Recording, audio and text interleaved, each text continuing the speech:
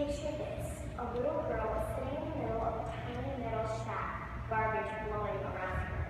She's covered with scum from head to toe, and every day she has to dig her way through giant trash piles in order to find something to sell to get money for her family.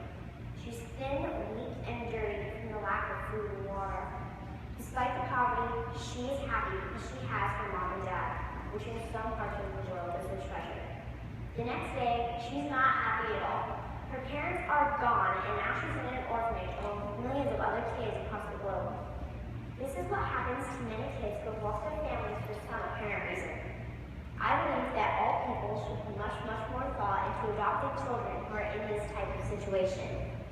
More and more kids are in need of families every day, and the Bible says that we should take care of widows and orphans, which involves adoption. First, all children need a family.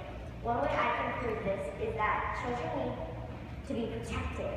They need to be protected from terrible, mean people who can hurt them, or from toxic food and water that can kill or poison them, which they might digest.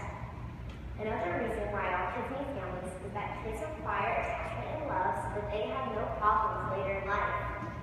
Kids should be used to people. It's more natural and easier for them that way, and they should know how to deal with bullies who might physically or mentally hurt them. My final reason why all kids need families is that kids need to be taught right and wrong. According to the Bible, everyone will make mistakes, but when a kid is growing up, they should have the ability to realize when horrible mistakes are made. According to life, if a kid grows up doing horribly wrong things, they'll live life doing horribly wrong things. Remember, many kids need families, but you can do something about that. Second, the Bible says that we should take care of widows and orphans. Multiple Bible verses tell us to watch over the homeless people of the world. For example, James 1:27 states, "Religion that is pure and undefiled before God the Father is this, to visit the widows and orphans in their affliction and to keep oneself unstained from the world." In other words, this verse is telling us to provide for the widows and orphans of the world in any way possible, especially visiting them, which makes a big difference. Another example is Psalm 10:18, "To do justice to the fatherless and the oppressed, so that man who is of the earth will strike terror no more." This verse is basically saying to comfort the widows and orphans, that they may no longer be afraid. Also, several verses refer to God and declare that He will come to you. Two examples of this are John 14:18, "I will not leave you as orphans, I will come to you," and Jeremiah 49:11, "Leave your fatherless children, I will keep them alive, and let your widows trust in me." What these verses are saying is that even if someone doesn't have a home or a family, God will look out for them. When we listen to His words, we are honoring and glorifying God. If you obey God in the Bible, God will be very pleased with you. Lastly, more than any other group of people, Christians should be involved in adoption. There are over 132 million orphans in the world and about 6.9 billion Christians. If 25% of Christians adopted, there would be no more orphans on earth that we know of.